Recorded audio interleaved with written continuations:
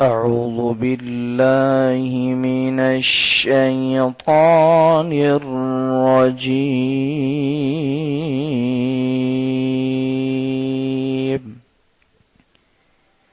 بسم الله الرحمن الرحيم.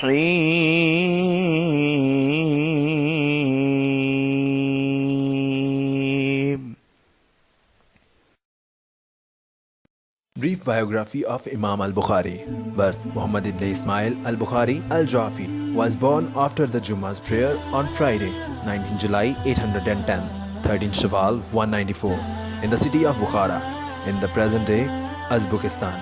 Early years, Imam Bukhari became blind at a young age. He had recourse to many famous and skilled doctors of his time, but their treatment made no difference. His mother was a pious worshipper and righteous woman.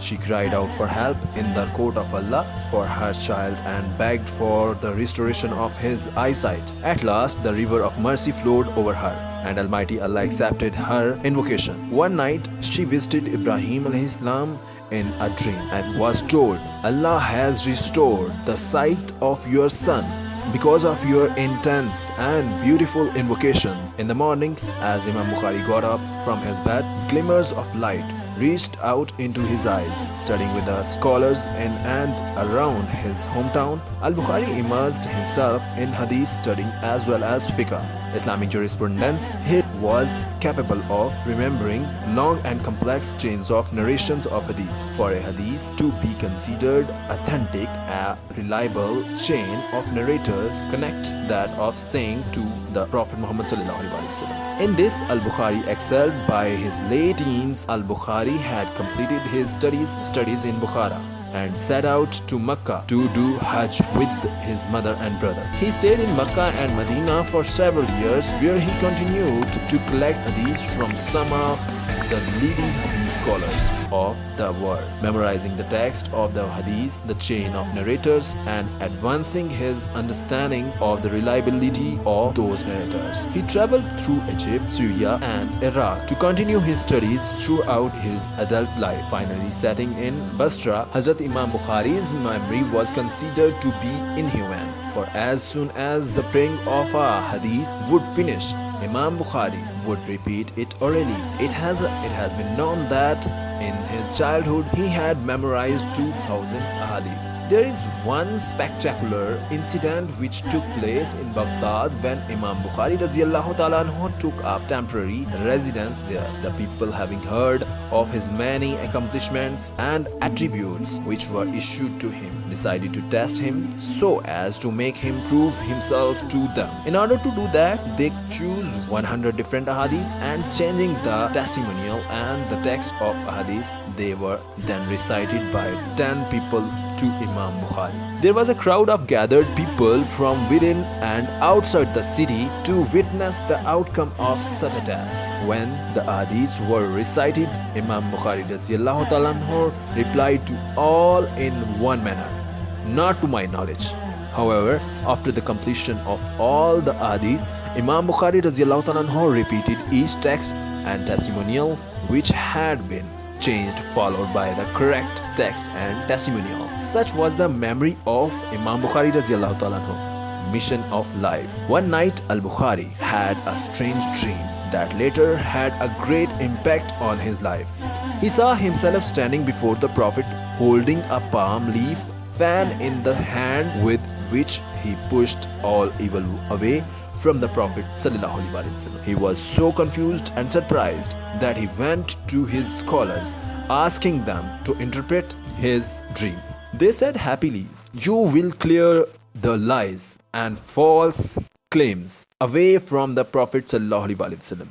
Al-Bukhari then remembered his teacher, Sheikh Ishaq ibn Rahawayh, the prominent scholar of Khorasan, when he told his students once, "It would be great if you can compile a concise and a brief book containing the authentic narrations of the Prophet sallallahu alaihi wasallam." These words echoed in Al-Bukhari's heart, and he remembered that dream which was always in his mind since he started learning the prophetic narrations.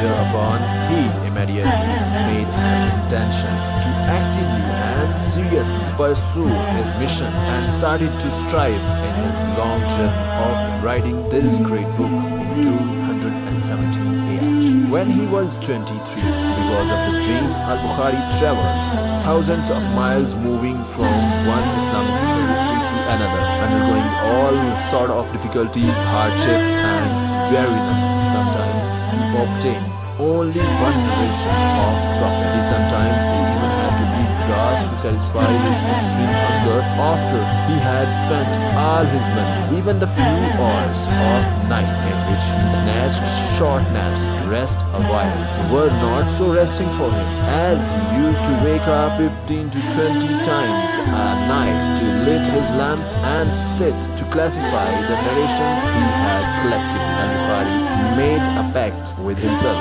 that he wouldn't include a narration from any narrator until he had personally met him and listened to the narration with his own ears. He never accepted narrations except from the ones who were known for being honest, diligent, accurate, fearing Allah, and having a sharp memory. After this process, he would have a ritual part, pray 2 rakas, and then include only the narrations that had met all these conditions in his book. After 16 years of continuous effort and hard work, Al-Bukhari finished his valuable book comprised around 7,000 authentic narrations, which he selected 6 lakh authentic and non-authentic narrations. He overlooked many authentic narrations so that his book wouldn't be too long. He chose the name of the book, the Authentic Book, encompassing a brief authentic narrations to the Prophet, his tradition and life, to become the title of the most authentic book after the Quran. The book is known as Sahih Al-Bukhari.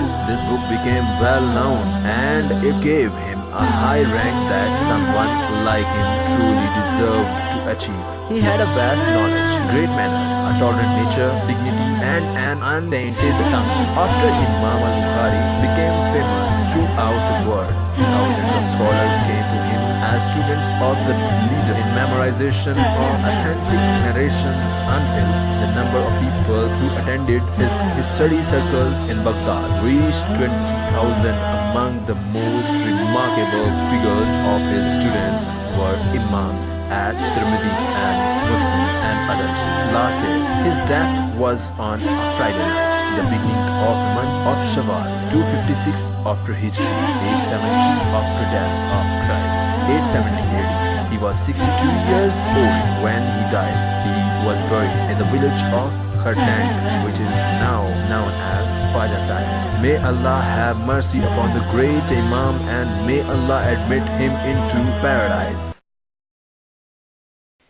صدق الله